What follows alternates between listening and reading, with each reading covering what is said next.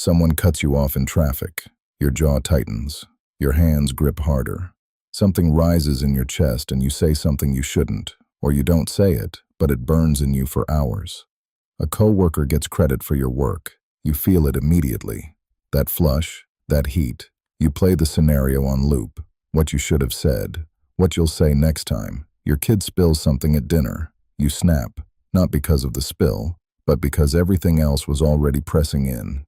You tell yourself you're just passionate, that you react because you care, that the world keeps throwing things at you and there's only so much one person can absorb. That's not passion. That's a man without a frame. And a man without a frame gets moved by everything. Here is what nobody tells you about emotional control. It is not about managing your emotions. That framing puts you in the wrong position from the start. You're already reacting and trying to slow the reaction down. That's too late. The Stoics located the problem one step earlier. Marcus Aurelius wrote in Meditations that things do not touch the soul, they stand outside it. Our disturbance comes from the opinion we form inside, not from what happened, from what we decided the event meant. This is not a reframe or a mindset trick. It is a structural claim about how disturbance actually works. The event and your response to it are not one thing. There is a gap between them. And what lives in that gap is a judgment. Your judgment, one you made, often without knowing you made it. That gap is where this video operates. Think about the last time you got genuinely angry, not frustrated, angry. There was a trigger. Someone said something or didn't say something. Something was late or broken or unfair. Something didn't go the way it was supposed to. Now here's the question nobody asks in that moment. What exactly did you decide about what happened? Because you decided something. You always do. You just didn't notice the decision being made. A man gets passed over for a promotion. His colleague gets it instead. The event is simple. A decision was made. A name wasn't his. But watch what happens next. He decides the decision was political. Decides his boss doesn't respect him. Decides this company will never give him what he deserves. Decides he's been wasting years. Each of those is a judgment. None of them are facts. Some might be true, but they're all conclusions he drew in the minutes after the event, while his nervous system was still spiked. And those judgments, not the event itself, are what he carries home. What he takes out on his wife. What disrupts his sleep. Here is what makes this hard to see. The judgment happens fast. Faster than conscious thought. By the time you're aware you're angry, the judgment is already embedded in the emotion. They feel like one thing.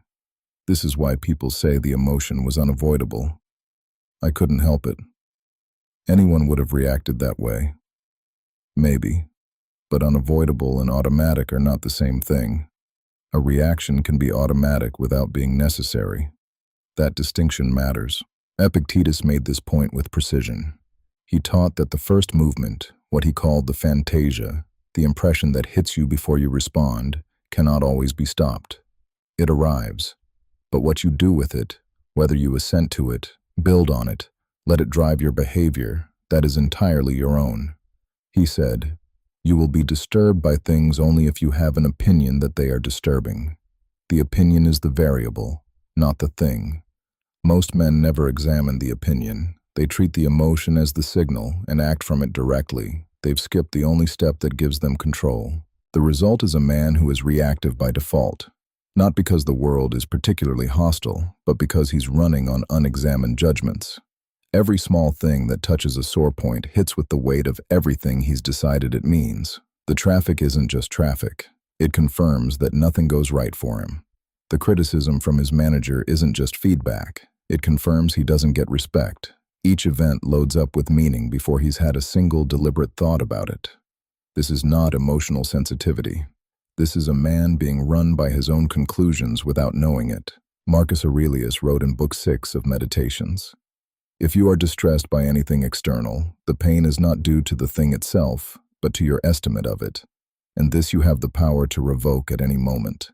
He used the word crisis in the Greek sense, not crisis as we use it. Judgment, decision, separation between two things.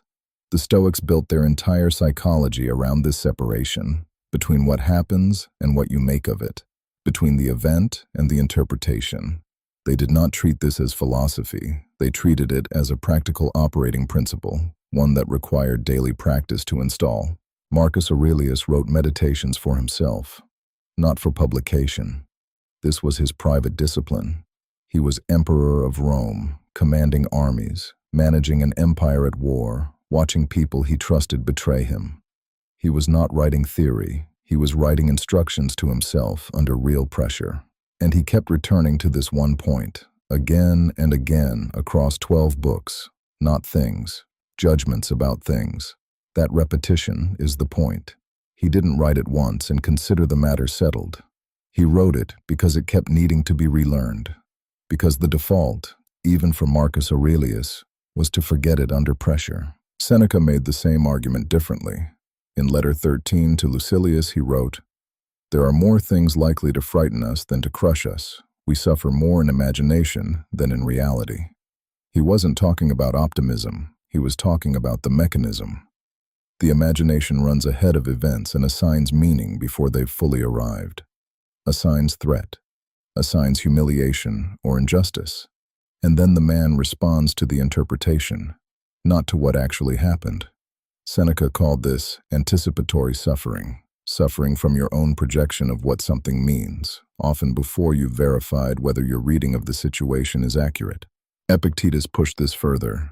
He was a slave before he was a philosopher. He did not have the luxury of abstract theory. What he taught came from a position of near-total external powerlessness. His formulation was this: some things are in our control, and some things are not. What is in our control is our judgment, our desire, our aversion, and our own actions. Everything else is not in our control. The body, reputation, property, other people, results. He called this the dichotomy of control, and he was uncompromising about it. He did not say, try to focus more on what you can control. He said, confuse these two categories, and you will guarantee your own disturbance. There is no middle position. What all three of them are pointing at is the same structural reality. The event has no valence on its own. It is not good or bad in itself. It is an occurrence. What charges it with meaning is the judgment you apply. This is not saying nothing matters. Things matter, people matter, outcomes matter. But the pain, the anger, the reactivity, those do not come from the event. They come from the interpretation, and the interpretation is yours. That is where the leverage is.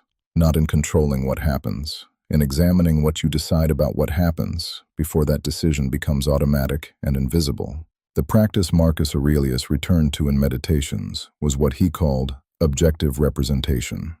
Strip the event back to what it actually is, not what it means, not what it implies about you or others, what it materially is.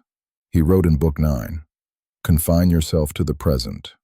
Describe the thing plainly, without the additions your mind supplies. A man spoke to you dismissively. That is what happened.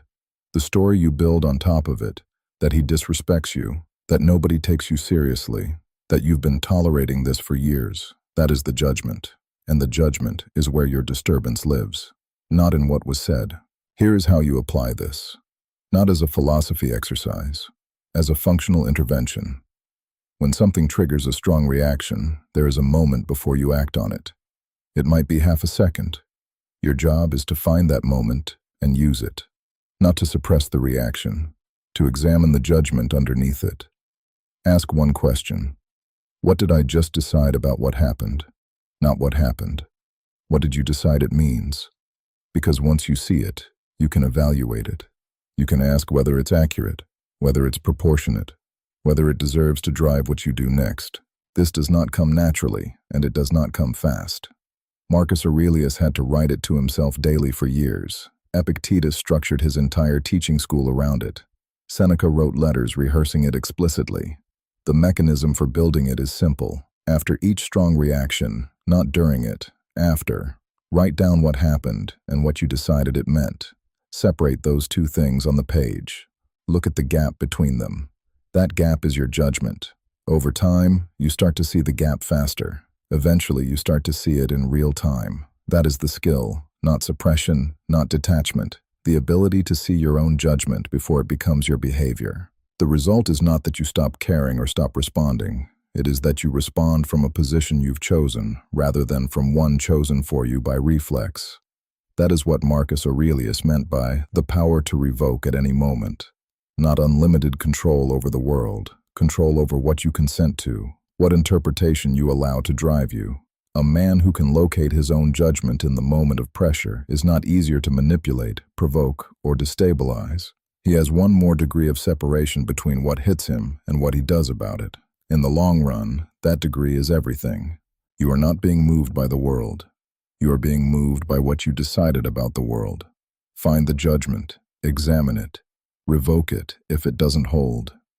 That is the only form of emotional control that is actually structural. Everything else is just holding your breath. This is one principle. There are 36 more, each one drawn from a primary source, with an application built for the kind of pressure ambition actually generates. Not inspiration. Method. The 37 timeless principles contains all of them, with the source, the argument, and the practice. If you want the full framework, the link is in the description.